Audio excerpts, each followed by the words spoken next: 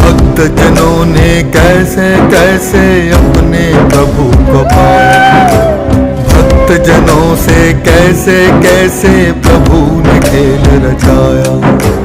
भक्त और भगवान के प्रेम का दर्शाती नाता,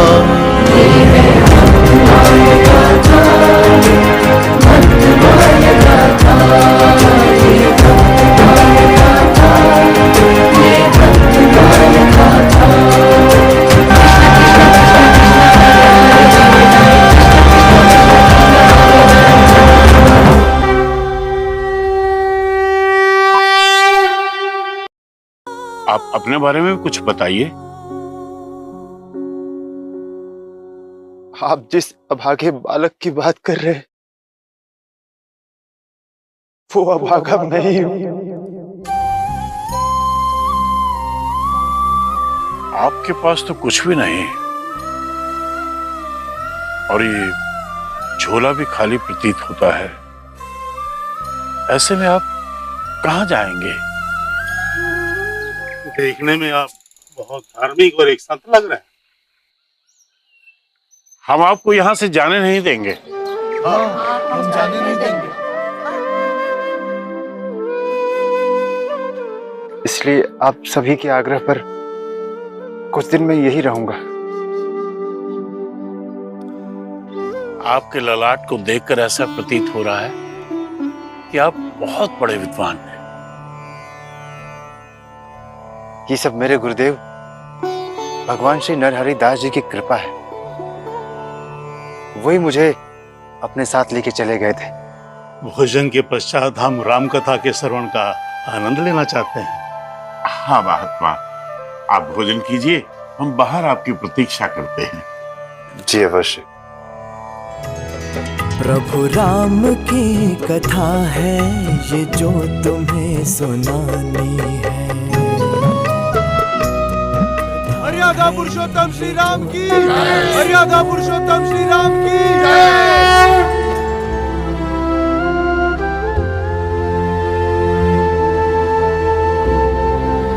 जय श्री राधे, जय श्री कृष्ण। सनातन धर्म की एक जानकारी देना बहुत आवश्यक लग रही थी। मैं एपिसोड के बाद में भी दे सकता था, लेकिन मैं जानता हूं कि आप अपने सनातन धर्म के प्रति कितने लापरवाह हैं। बाद में आप स्किप कर जाते, वो बात रह जाती, और ये बात बताना बहुत आवश्यक है।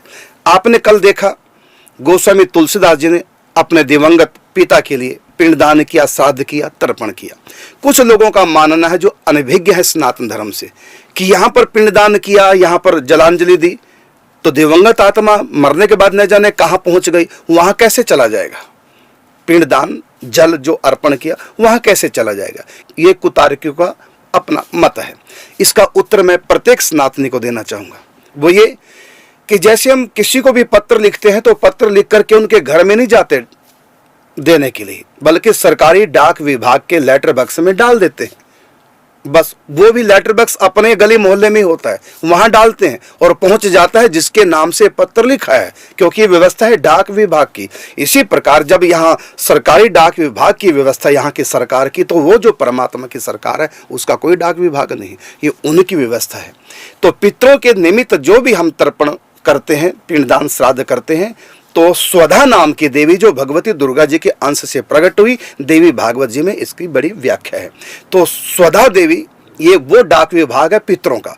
जो भी पितरों के नाम से कुछ किया जाता है तो पितरों को वो अर्पण कर देती है जाके। इसी प्रकार देवताओं के निमित्त जो भी हम अर्पण करते हैं उसकी देवी है, वहां का डाक विभाग जो है वह है स्वाहा देवी के हाथ में।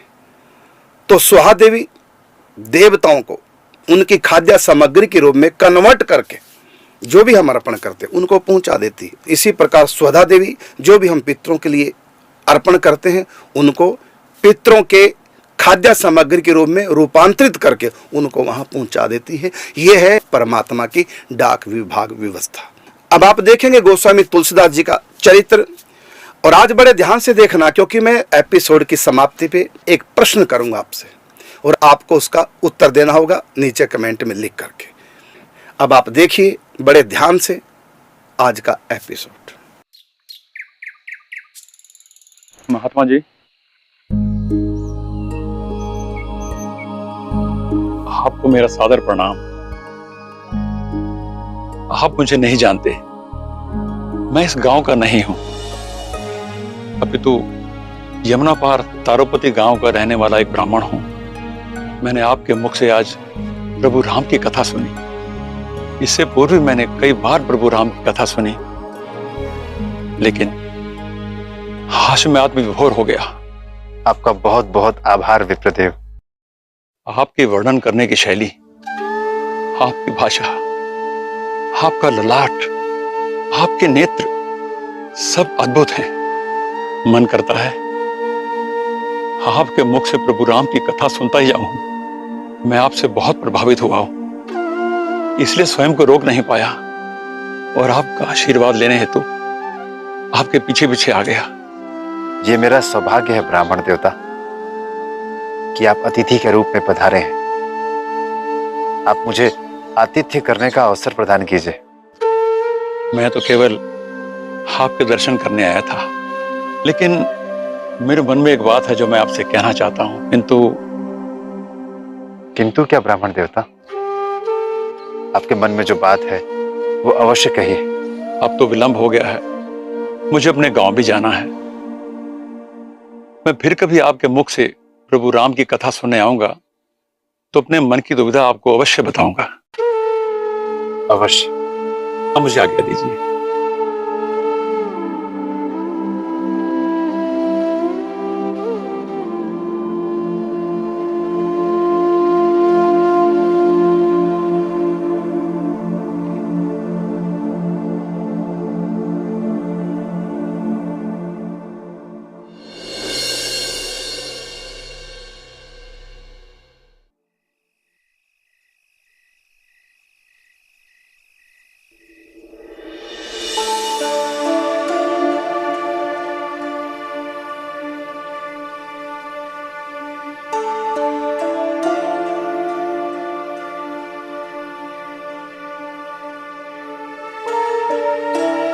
हे मां पार्वती, आप सबकी प्रार्थना सुनती हैं, सबके मन की बात जान लेती हैं। मेरी भी छोटी सी प्रार्थना स्वीकार करें।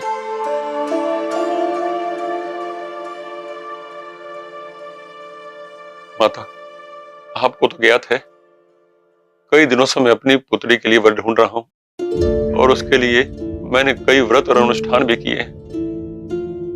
शीघ्र ही कोई वर मिल जाए तो इस बूढ़े पिता की चिंता समाप्त हो जाए। आप व्यर्थ में ही चिंता कर रहे हैं। जब वो समय आएगा तो रत्न के लिए उचित वर भी मिल जाएगा। चिंता करने की बात है भाग्यवान। जितनी गुणवान और रूपवान हमारी पुत्री है, उतना ही गुणवान और विद्वान उसका पति होना चाहिए। अब तो कन्या के लिए जो विवाह की उम्र होती है, रत्ना उससे भी आगे जा चुकी है। इसीलिए मैं दिन रात दुखी रहता हूं। आप राजापुर से आए हैं, आप थके हैं, आप विश्राम कीजिए। थकान से अधिक चिंता है कि रत्ना को कोई योग्य वर मिल जाए, उसके पश्चात ही मेरी चिंता खत्म हो। अन्नपूर्णा मां, आप भी कुछ कर सकती हैं। सब हो जाएगा, अब विश्राम कीजिए।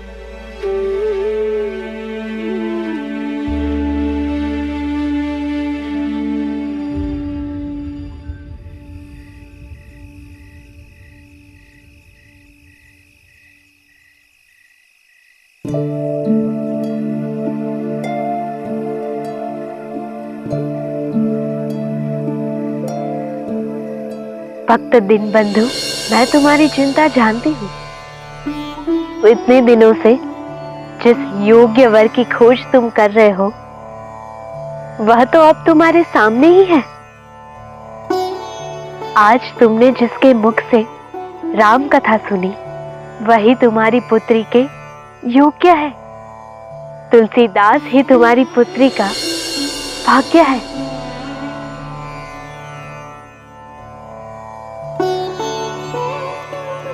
माता,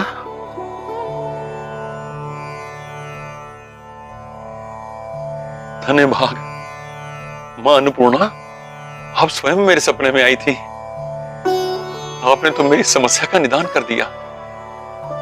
मैं तो तुलसीदास के ज्ञान और प्रतिभा से पहले से ही प्रभावित था, और आपने स्वयं मेरी बेटी का भाग्य चुना।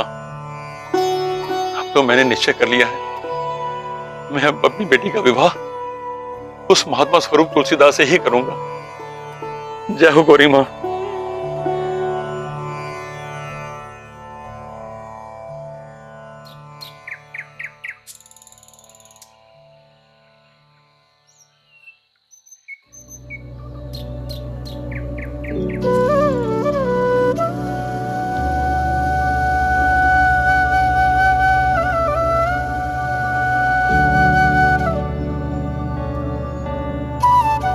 प्रणाम महात्मा। प्रणाम ब्राह्मण देवता। मैं आपसे कुछ कहने आया हूं, लेकिन संकोचवश कुछ कह नहीं पा रहा। संकोच मत कीजिए ब्राह्मण देवता, कहिए, मैं आपकी क्या सहायता कर सकता हूं? मैं मां पार्वती का भक्त हूं और नित्य उनकी पूजा अर्चना करता हूं। ये तो बहुत ही अच्छी बात है। माता पार्वती आप पर अपनी कृपा बनाए रखे।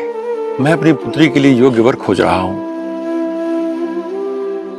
आपको मनचाहे वर की प्राप्ति हो, ऐसी मैं कामना करता हूं। कल रात मां पार्वती मेरे सपने में आई और उन्होंने मुझे आपके लिए एक संदेश दिया है। मेरे लिए संदेश? वो क्या ब्राह्मण देवता? मां पार्वती ने कहा है कि तुलसीदास ही मेरी पुत्री के लिए योग्य वर हैं।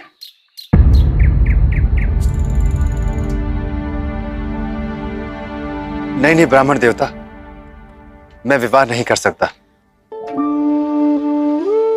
विवाह ईश्वर भक्ति और साधना में बाधक होता है। मैं विवाह का कदापि इच्छुक नहीं हूं। मैं सदैव ईश्वर के साथ रहता हूं, कथा सुनता हूं, सुनाता हूं, पठन पाठन करता हूं, एकांत में भजन करता हूं। अच्छा जीवन चल रहा है मेरा। मुझे किसी के साथ की कोई कामना नहीं है। आप मेरा विश्वास कीजिए, मैं मां पार्वती के आदेश से ही अपनी पुत्री के विवाह का प्रस्ताव लेकर आपके पास आया हूं। मेरी पुत्री आपकी साधना में बाधक नहीं बनेगी। क्षमा कीजिएगा ब्राह्मण देवता, माता ने आपको स्वप्न में यह आदेश दिया है, परंतु मुझसे तो कुछ नहीं कहा। मैं भी माता अन्नपूर्णा का अनन्य भक्त हूं और माता मेरे जीवन का ध्येय जानती हैं। ऐसे में मैं आपका प्रस्ताव स्वीकार कैसे कर सकता हूं? मेरी पुत्री सुंदर और सुशील है और गृह कार्यों में भी दक्ष है। वो जब बोलती है, हंसती है, तो ऐसा लगता है मानो उजड़ रहे हैं। हमारे पूरे परिवार और कुटुंब में ऐसी सुंदर और सुशील दूसरी कोई कन्या नहीं है।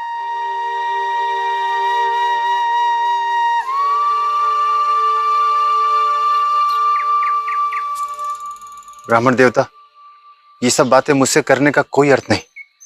विवाह करना मेरे लिए संभव नहीं है। मैं जानता हूं ब्राह्मण देवता कि विवाह के पश्चात दायित्व बदल जाते हैं। पूर्ण रूप से भक्ति करना संभव नहीं होता। इसलिए मैं विवाह के प्रस्ताव को स्वीकार नहीं कर सकता हूं। मैं क्षमा प्रार्थी हूं।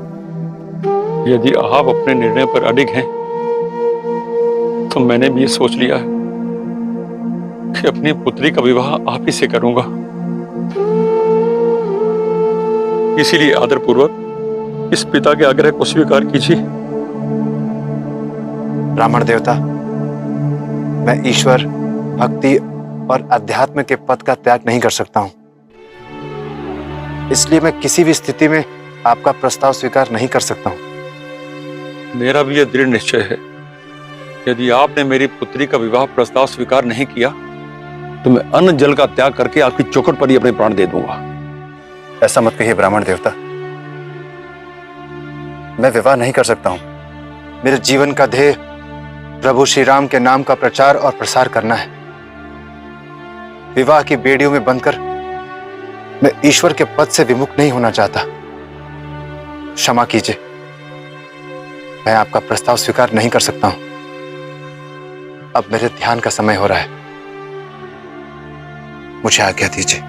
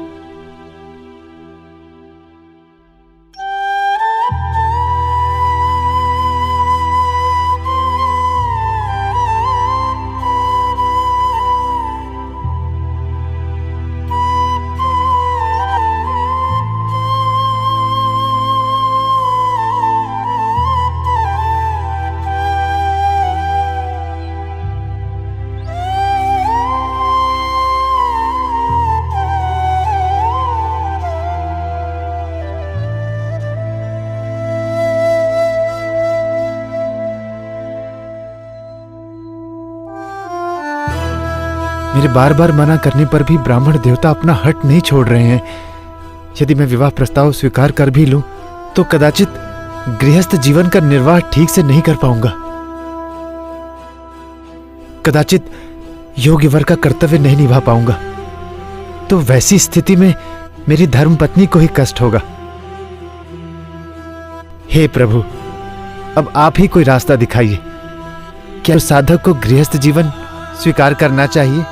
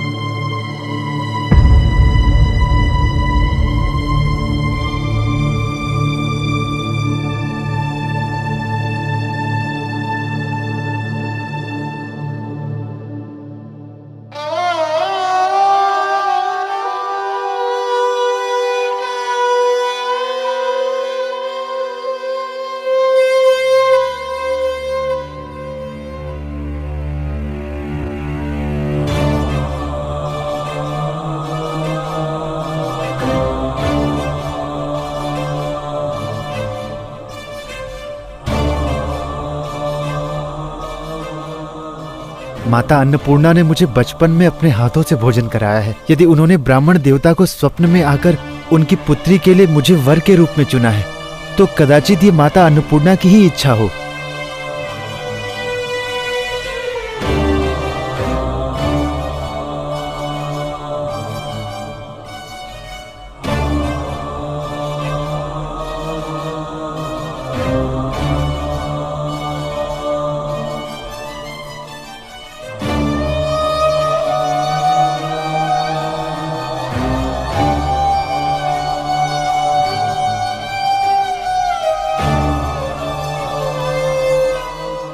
किंतु मेरे कुल को तो महात्मा का श्राप लगा है, जो उन्होंने मेरे पिताश्री को दिया था। इसका अर्थ तो यह है कि विवाह के पश्चात भी मेरे वंश की वृद्धि नहीं होगी, अर्थात इस विवाह से कोई लाभ नहीं होगा। मेरी पत्नी को भी यह जानकर दुख होगा। मेरी पुत्री सुंदर और सुशील है और गृह कार्यों में भी दक्ष है। वो जब बोलती है, हंसती है, तो ऐसा लगता है मानो फूल जड़ रहे हैं। हमारे पूरे परिवार और कुटुंब में ऐसी सुंदर और सुशील दूसरी कोई कन्या नहीं। किंतु विवाह होने से मुझे पत्नी का प्रेम भी तो मिलेगा, मेरा जीवन भी व्यवस्थित हो जाएगा। विवाह के पश्चात घर में ही भोजन मिलेगा। अभी तो यहां वहां से मेरे भोजन का प्रबंध होता है। आज तक मुझे कभी किसी का प्रेम भी तो नहीं मिला।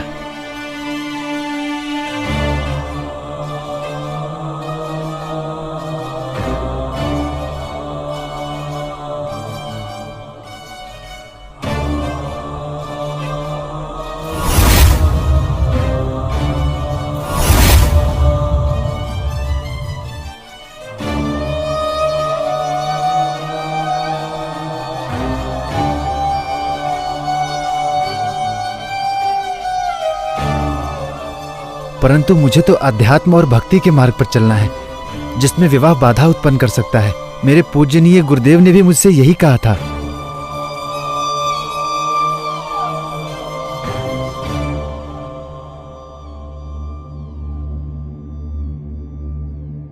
मेरी एक बात सदैव ध्यान में रखें, नरहरि कंचन कामी इनते रहिए तो, जो चाहिए कल्याण राम दरस भरपूर। तुलसीदास, अब तुम संत बनने के पथ पर अग्रसर हो। स्त्री और धन का मोह कभी मत करना, इनसे सदा दूर रहना। नहीं, मैं विवाह नहीं कर सकता। मेरे गुरुदेव ने सदैव मुझे धन और स्त्री से दूर रहने के लिए कहा था। यदि मैंने विवाह किया तो मैं सदैव भक्ति के पद से विमुख हो जाऊंगा। मुझे पंडित जी को समझाना होगा। हे माता अन्नपूर्णा, आपने मुझे कैसी दुविधा में डाल दिया है। आप मेरा विवाह करवाना चाहती हैं, परंतु मेरे गुरुदेव ने मुझे सदैव भक्ति के पथ पर चलने को कहा है। माता, आप मेरी सहायता कीजिए माता।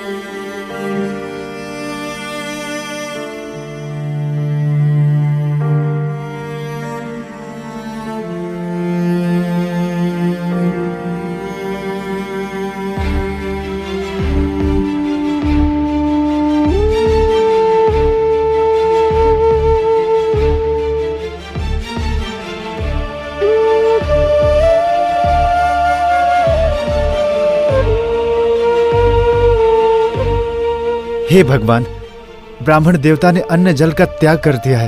अगर उन्हें कुछ हो गया तो परमात्मा मुझे कभी क्षमा नहीं करेंगे। और यदि कहीं उनके प्राण... नहीं, मैं ब्रह्म हत्या का पाप कदापि नहीं ले सकता।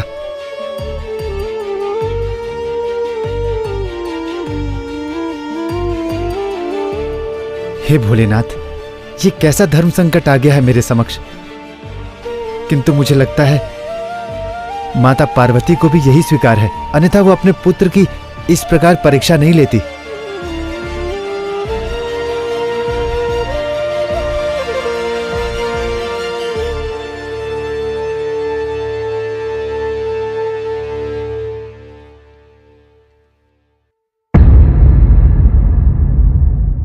जय श्री राधे, जय श्री कृष्ण। जैसा कि मैंने प्रारंभ में कहा था, एपिसोड प्रारंभ होने से पहले कि ध्यान से देखना, और आपने देखा होगा। अब प्रश्न ये है, गोस्वामी तुलसीदास जिस असमंजस में पड़ गए, किंग कर्तव्य विमूढ़ हो गए कि मुझको क्या करना चाहिए। अब प्रश्न ये है, आप बताएंगे सनातन धर्म की मर्यादा के अनुसार, सनातन सिद्धांत के अनुसार गोस्वामी तुलसीदास जी को क्या करना चाहिए। वो अपने गुरु की बात माने, क्योंकि गुरु जी ने कहा था, नर हरि कंचन कामनी इनते रहिए दूर, जो चाहे कल्याण निज राम दरस भरपूर। कंचन और कामनी से बच के रहना यदि आपको राम के दर्शन करने हैं तो, ये गुरु की आज्ञा है। और इधर मातेश्री पार्वती जी रत्नावती के पिता को स्वप्न आदेश करती है कि तुम्हारी पुत्री के लिए योग्य वर तुलसीदास जी, जो इस समय राजापुर में निवास कर रहे हैं। तो एक तरफ भगवान है और एक तरफ गुरु है। भगवान की आज्ञा कुछ और है, गुरु की आज्ञा कुछ और है। प्रश्न मेरा ये नहीं है कि गोस्वामी तुलसीदास जी क्या करेंगे, क्या निर्णय लेंगे, ये प्रश्न नहीं। प्रश्न ये है कि उनको क्या निर्णय लेना चाहिए सनातन धर्म के सिद्धांत के अनुसार। ये मेरा प्रश्न है। नीचे आप कमेंट में लिखेंगे तो कल निर्णय दूंगा मैं कि सनातन धर्म के सिद्धांतों को सनातनी कितना जानते हैं, कितना नहीं जानते। तो निर्णय होगा कल। अब आपको मिलेंगे केवल 15 मिनट के बाद चरण छाया YouTube चैनल पर आपके प्रश्नों को लेकर के। जो भी आपको प्रश्न करना है तो आप चरण छाया नाम से YouTube चैनल पर अभी 15 मिनट के बाद आपको मिलेंगे। वहां आप प्रश्न कर सकते हैं, उनके उत्तर आपको प्राप्त होंगे। तब तक के लिए चाहेंगे आपसे अनुमति। जय श्री राधे, जय श्री कृष्ण।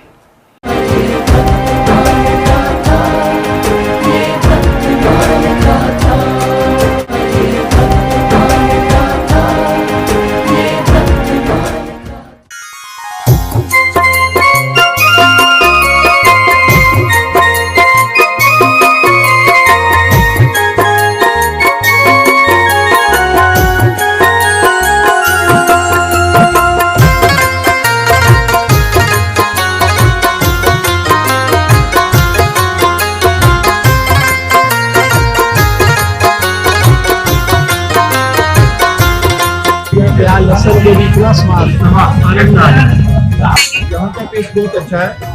पूरे वृंदावन में सबसे अच्छा खाना यहाँ पे मिलता है। हम जब भी वृंदावन आते हैं तो सीधा मुरली वाले के आके खाना खाते हैं। यहाँ पे विदाउट अनियन गार्लिक टेस्ट ऐसा लगता है जैसे आप समझो घर के जैसा खाना है।